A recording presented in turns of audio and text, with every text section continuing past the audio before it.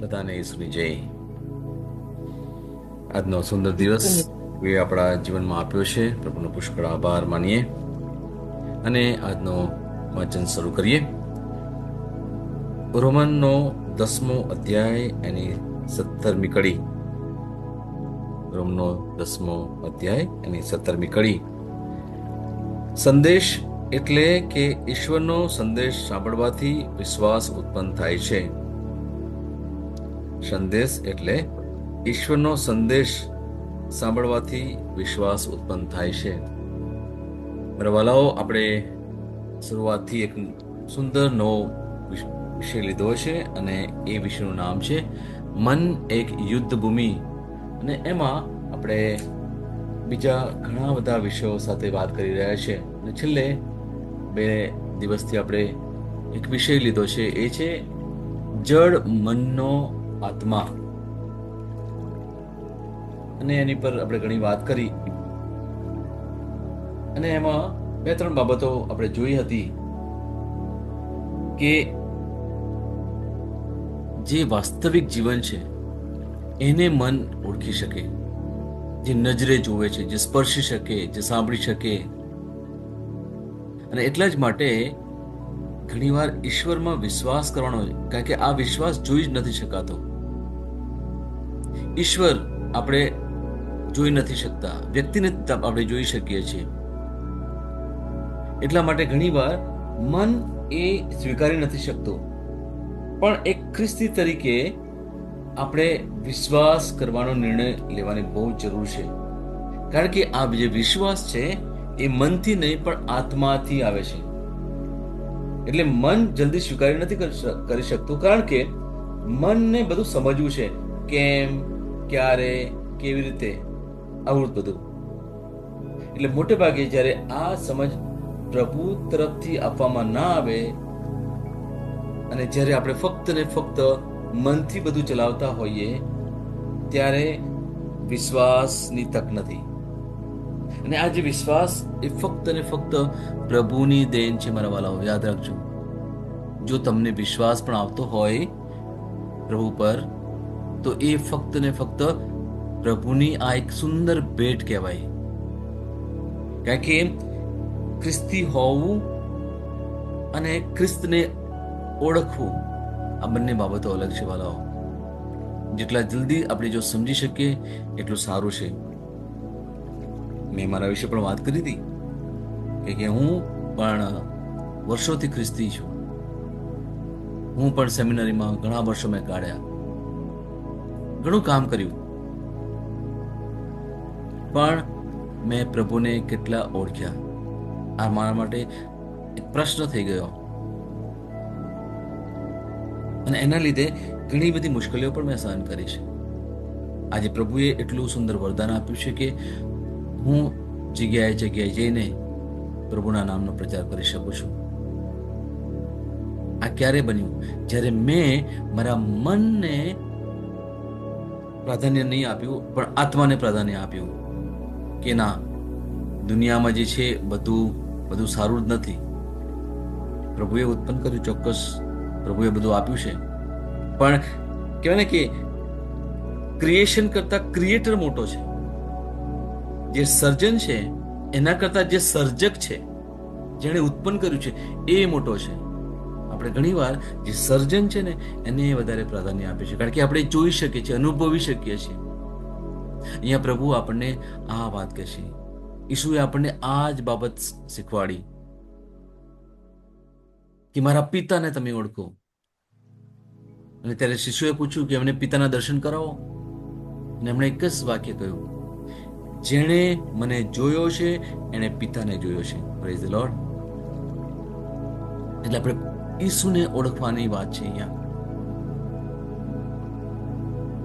એટલે ઈશ્વરની યોજના તો બહુ જ સુંદર છે. હા ભલાઓ, એ સુંદર યોજના શું છે? આપણને આનંદ આપવાની, આ પૃથ્વી પર આનંદ આપવાની, સાચો આનંદ, ખુશી નહીં. હા, અને અંગ્રેજીમાં 2 શબ્દો છે, એક હેપીનેસ અને જોય.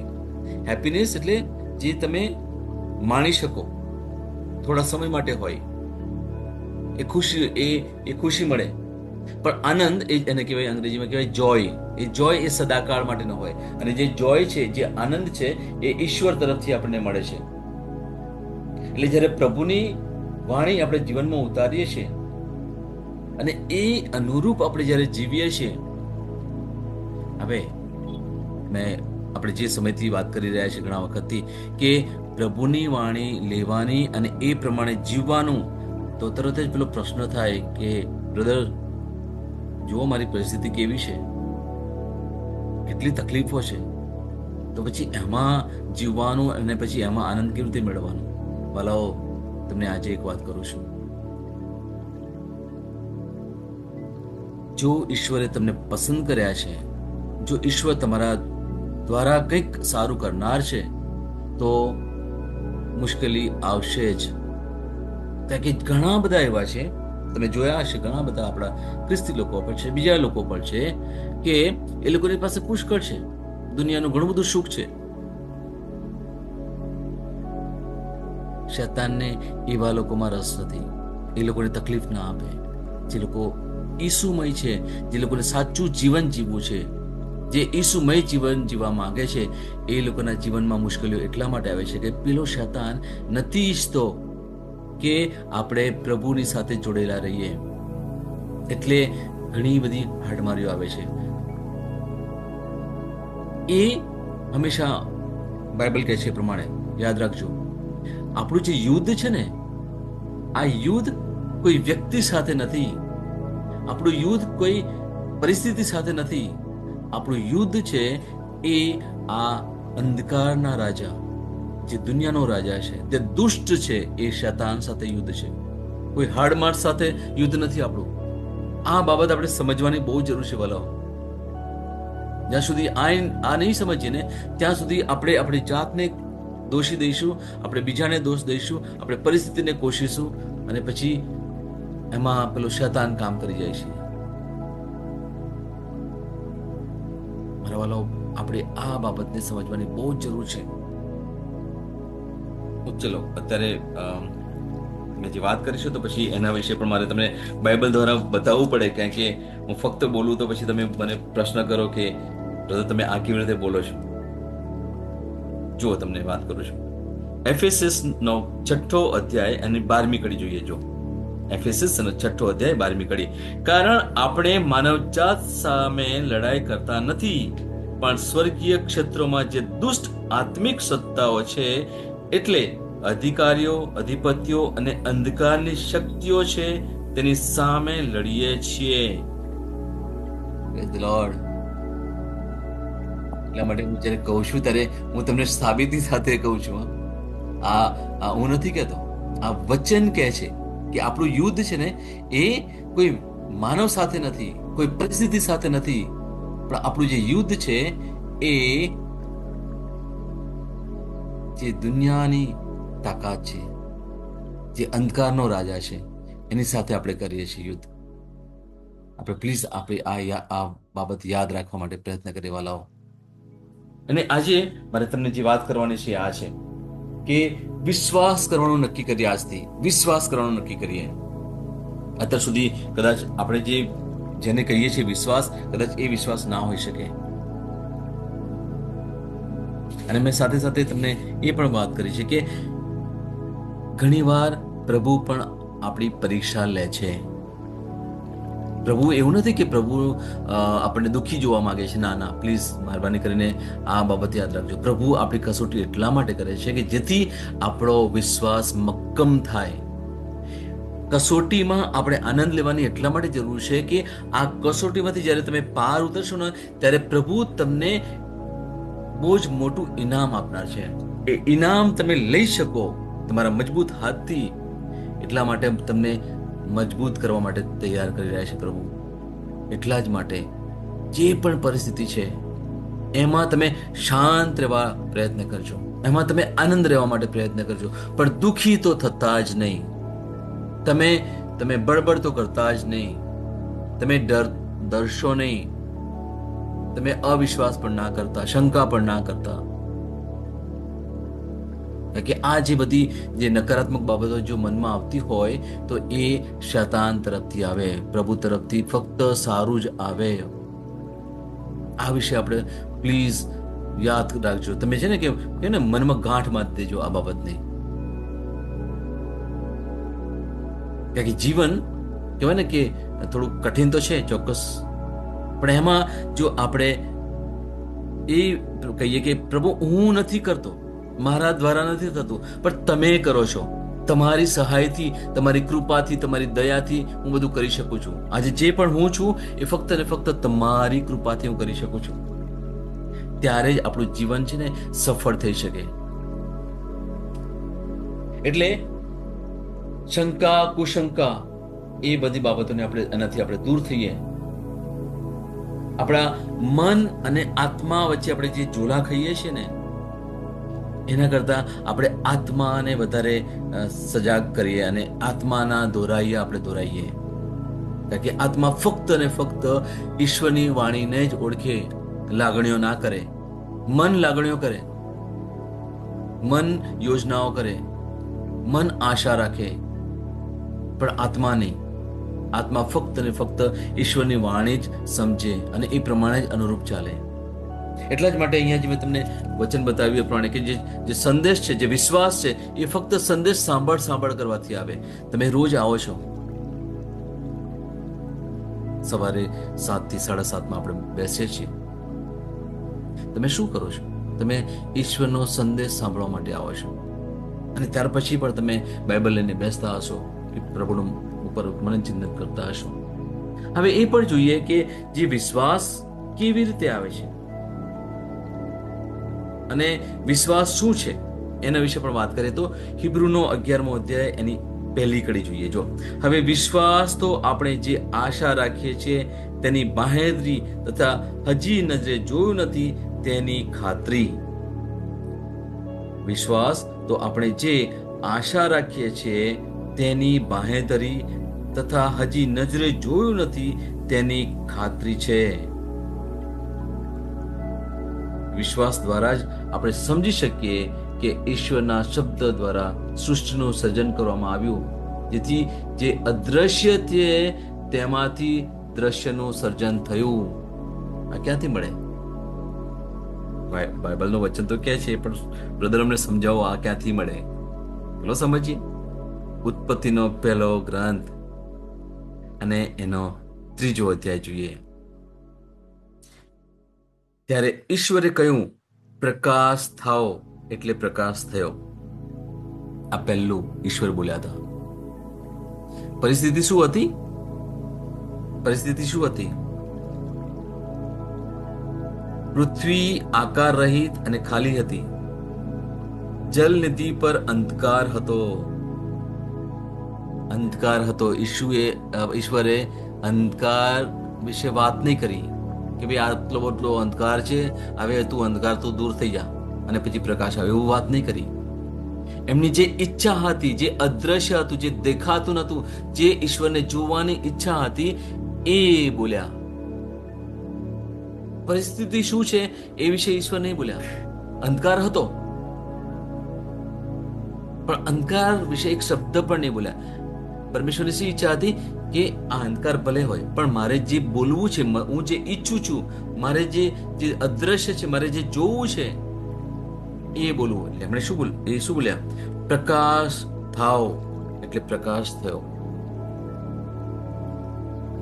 જીવનમાં અંધકાર છે તો પછી આપણે અંધકાર વિશે કેમ બોલ કરીએ છીએ? તકલીફ છે તો તકલીફ વિશે કેમ આપણે વાગોળ કરીએ છીએ? મુશ્કેલી છે, અછત છે તો પછી એ નકારાત્મક બાબતો વિશે આપણે કેમ ગણ કરીએ છીએ? કેમ બળબડાટ કરીએ છીએ? કેમ પોતાની જાતને દોષ દઈએ છીએ? કેમ બીજાને દોષ દઈએ છીએ? કેમ ઝઘડા થાય છે? સોરી, હું આ શબ્દ બોલું છું, પણ મારા વાલાઓ, ખબર છે આપણને શું થાય છે. મન અસ્તવ્યસ્ત થઈ જાય છે. કેમ? કારણ કે જે દ્રશ્ય બાબત છે એની ઉપર આપણે ધ્યાન આપીએ છીએ, એને આપણે પ્રાધાન્ય આપીએ છીએ. પણ ઈશ્વર આપણે આ કંઈક બહુ સુંદર બાબત શીખવાડી છે. રોમનો 10મો અધ્યાયની 17મી કડી, હિબ્રુનો 11મો અધ્યાયની 1લી કડી અને ઉત્પત્તિનો 1લો અધ્યાયની 3જી કડી. આ દ્વારા આપણને પ્રભુ બહુ જ સુંદર બાબત શીખવાડે છે આજે, કે તમારે જે જોવું છે તે અદ્રશ્ય છે, તે જે તમારી જોવાની ઈચ્છા છે, આશા છે, એ બોલો. પ્રકાશ થાવ એટલે પ્રકાશ થયો.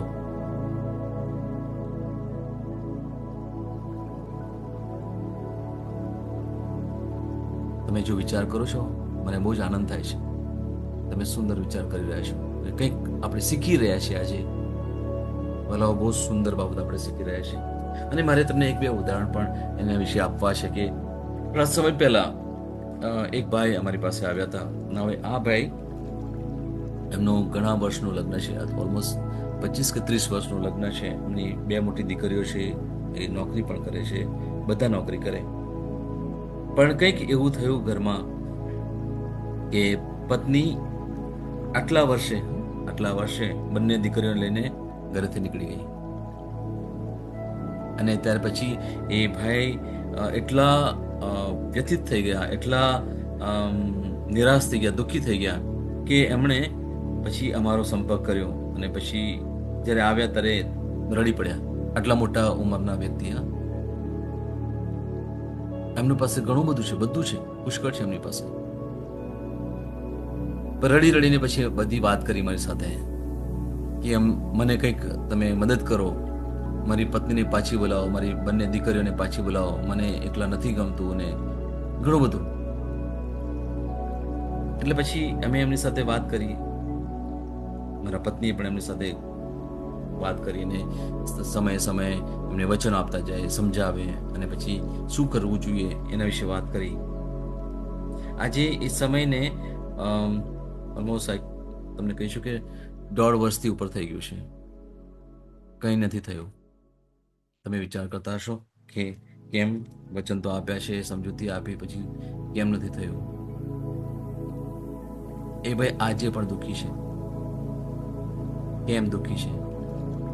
કારણ કે એ હજુ પણ પેલી બાબતને લઈને રડ્યા કરે છે.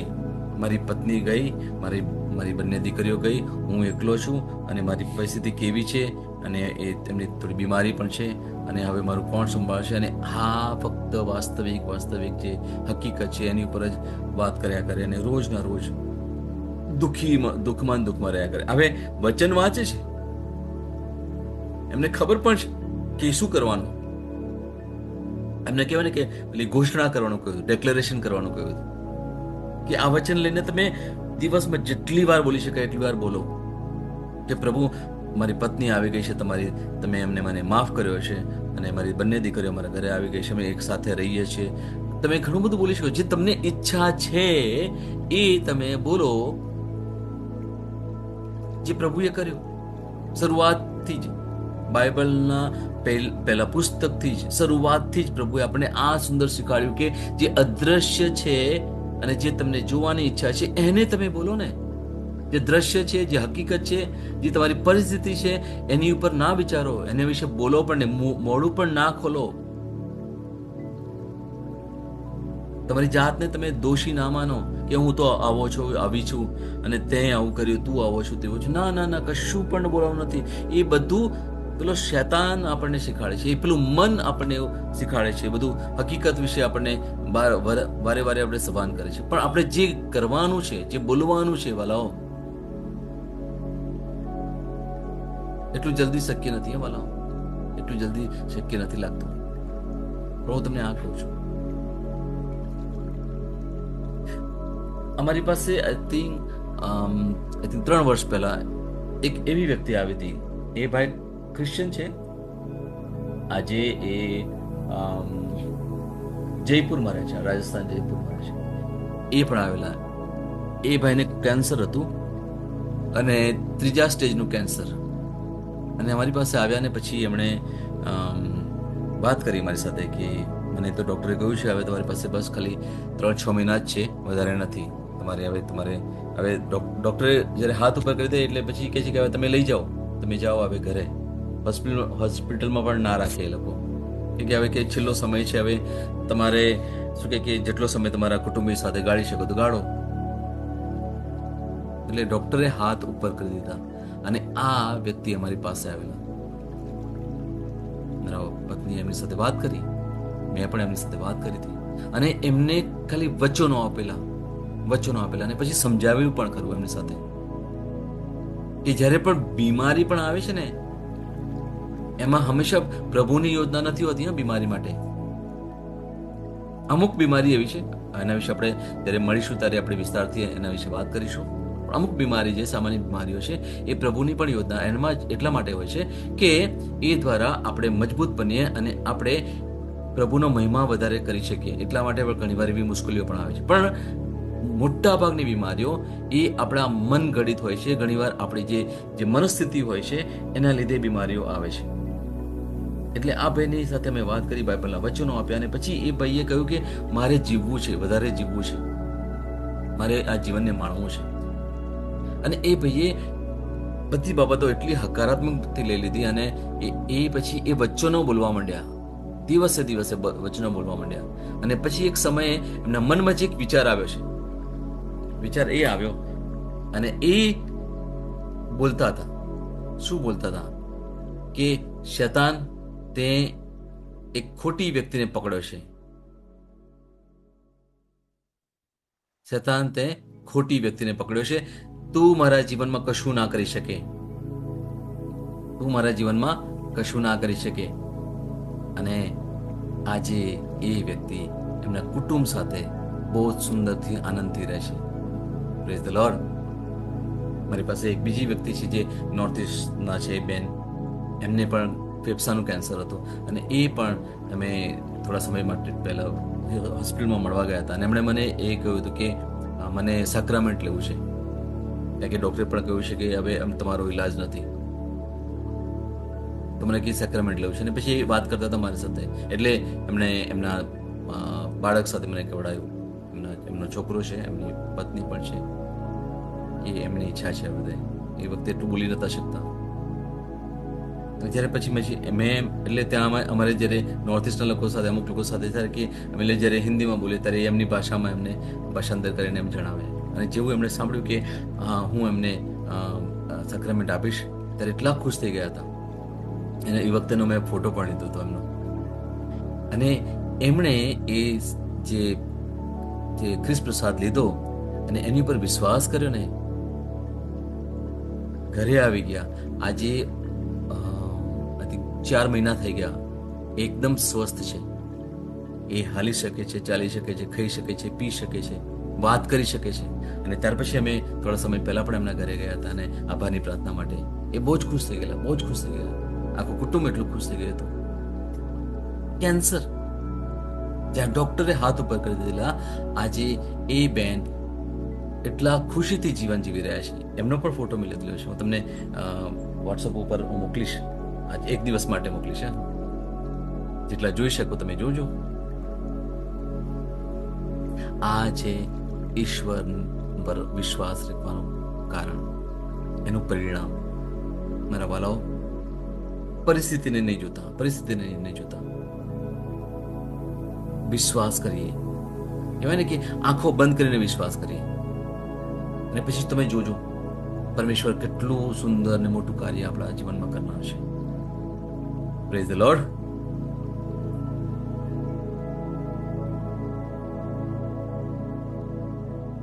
આવો આપણે વચનની ઘોષણા કરીએ.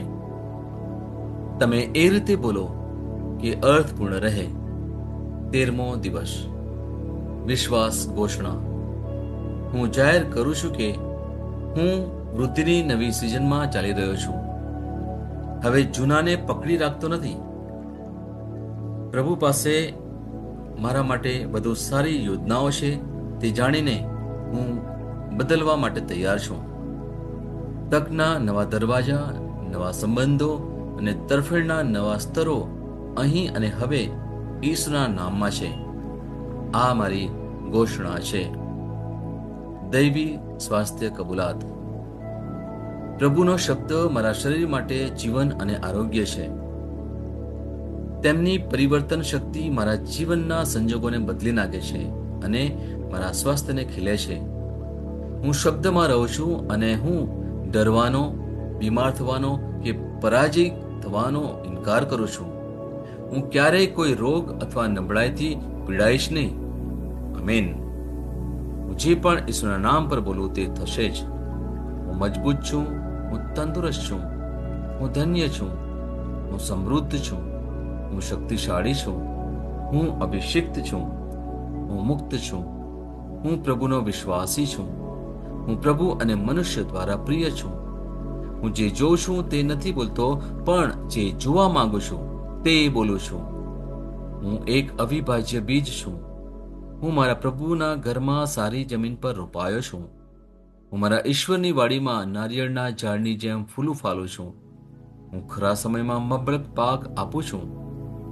હું પ્રભુમાં તાજા લીલા વૃક્ષો જેવો છું. હું વૃદ્ધાવસ્થામાં પણ ફળદારક રહીશ. મારા પાન કદી નહીં કરમાય.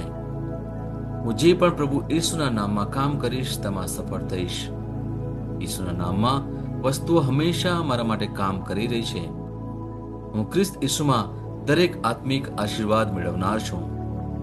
હું મારા મનને ખ્રિસ્તના મન જેવું સંપૂર્ણ થવાનું કહું છું અને તેને નિર્દેશ આપું છું કે તે પ્રભુના વચનો દ્વારા ચાલે. હું મારા રજ્જુ અને ચિત્તાને જીવનની વાત કરું છું. હું મારા સ્નાયુઓ અને અસ્થિબંધન માટે તાકાત બોલું છું. હું મારા હૃદય સાથે જીવન શક્તિની વાત કરું છું. હું સામાન્ય શ્વાસની પ્રક્રિયા જાળવવા માટે મારા ફેફસા અને પેશીઓ સાથે વાત કરું છું. મારી કિડની, યકૃત અને સ્વાદુપિંડને સંપૂર્ણ સ્વાસ્થ્ય અર્પું છું. મારા લોહીના દરેક કોષમાં જીવન છે. મારા હાડકાં સાદા અને નાજુક અસ્થિઓ ગોઠવાયેલા, મજબૂત અને મક્કમ છે. મારી આંગળીઓ ઉત્તમ રીતે કાર્ય કરે છે. મારી આંખોનું તેજ સારું છે. મારા કાન શ્રેષ્ઠ રીતે કાર્ય કરે છે. મારી ત્વચા નવા જન્મેલા બાળક અને ઈશ્વરની સુંદરતા જેવી મુલાયમ અને તંદુરસ્ત છે. મારા વાળના મૂળ સજ્જડ છે. હું મારા વાળને મજબૂત રહેવાનો આદેશ આપું છું અને જ્યાં વૃદ્ધિની જરૂર હોય ત્યાં હું વાળ ઉગવાનું કહું છું. મારા દાંત, અવાળા, જડબા, રક્તવાહિની બધું જ સ્વસ્થ, મજબૂત અને સંપૂર્ણ છે.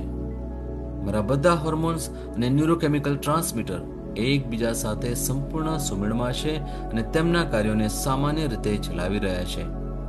મારું પાચન તંત્ર તંદુરસ્ત છે. તમામ ખોરાકને પચાવવા સક્ષમ છે.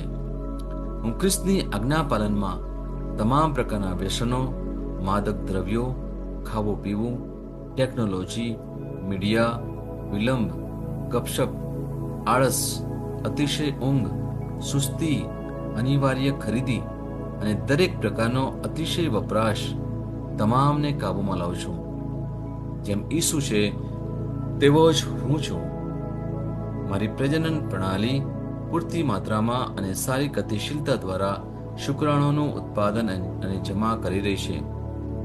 બહેનો માટે મારી પ્રજનન પ્રણાલી સમયસર ઈંડાકોષો ઉત્પન્ન કરે છે તથા જન્મ સુધી ગર્ભનું રક્ષણ અને પોષણ કરે છે. મારા અંગની દરેક પેશીઓ સંપૂર્ણ રીતે કાર્ય કરે છે અને હું મારા શરીરમાં કોઈ પણ ખામી કે ખોડખાપણને નકારું છું. મારી સંપૂર્ણ માનવ શરીર રચના અને શરીર વિજ્ઞાન ખ્રિસ્ત ઈસુમાં પૂર્ણ થયેલ છે. ઈસુના નામે હાલેલુયા, આમીન. ઈશ્વર પિતા મને પ્રેમ કરે છે, હું જાણું છું. ઈશ્વર પુત્ર મને પ્રેમ કરે છે, હું જાણું છું. ઈશ્વર આત્મા મને પ્રેમ કરે છે, હું જાણું છું. ઈસુની જય. Hallelujah, hallelujah, hallelujah, hallelujah, hallelujah, hallelujah. Hallelujah, hallelujah, hallelujah, hallelujah, hallelujah, hallelujah. Hallelujah, hallelujah, hallelujah, hallelujah, hallelujah, hallelujah, hallelujah. Hallelujah, hallelujah, hallelujah, hallelujah, hallelujah, hallelujah. Hallelujah, hallelujah, hallelujah, hallelujah, hallelujah, hallelujah. Hallelujah, hallelujah, hallelujah, hallelujah, hallelujah. Holy, holy, holy, holy Lord. Hallelujah, holy, holy Lord. Thank you, Jesus. Praise you, Jesus. Hallelujah, hallelujah, hallelujah. Holy, holy, holy, holy Lord. Yes, thank you. Praise you, Jesus. Thank you, Jesus. Praise you. Hallelujah, hallelujah, hallelujah, hallelujah. Hallelujah, Jesus. Praise Jesus. Thank you, Jesus. Praise you, praise you, praise you, Jesus. Holy, holy Jesus. Thank you. Hallelujah, hallelujah, hallelujah. Hallelujah, Jesus. Thank you, Lord. Praise you, Jesus. Thank you, Lord. Praise you, Jesus. Thank you, praise you. Holy, holy, holy, holy, holy Jesus. Praise you, praise you, praise you, Jesus. Holy, holy, holy Jesus. Praise you. Hallelujah, hallelujah, hallelujah, hallelujah, hallelujah, hallelujah. Hallelujah, hallelujah, hallelujah, hallelujah, hallelujah. Holy, holy, holy, holy, holy Jesus. Thank you, praise you. Hallelujah. Thank you, Jesus. Thank you, Father. Thank you, Father. Thank you, Jesus. Thank you, Holy Spirit. Thank you, Father. Thank you, Father. Thank you, praise you, praise you, Jesus. Thank you, praise you. Hallelujah. Hallelujah, hallelujah, hallelujah, hallelujah, hallelujah, hallelujah. Holy, holy, holy, holy, holy Jesus. Thank you, praise you, Jesus. Thank you, Jesus. Praise you, Lord. Praise you, Lord. Praise you, Lord. Thank you, Jesus. Praise the Lord. Praise the lord. પિતા પરમેશ્વરનો જય હો. પિતા પરમેશ્વરનો જય હો. પ્રભુ ઈસુનો જય હો. પ્રભુ ઈસુનો જય હો. પવિત્ર આત્માનો જય હો. પવિત્ર આત્માનો જય હો. પવિત્ર ત્રૈક્યનો જય હો. પવિત્ર ત્રૈક્યનો જય હો. ઈસુની જય. ઈસુની જય. જો તમારી પાસે કોઈ પ્રાર્થના હોય, વિનંતી હોય તો તમે અમને મોકલી શકો અને અમે તમારા માટે પ્રાર્થના પણ કરીશું અને તમારી સાથે વાત પણ કરી શકીએ. તમે વોટ્સઅપ ઉપર મેસેજ મોકલી શકો. Praise the lord. અને આજનો દિવસ પ્રેઝ ધ લોર્ડ. સુંદર અને શુભ જાય તમારા માટે, એ માટે પ્રભુની પાસે પ્રાર્થના કરીશું. આમેન. આમેન.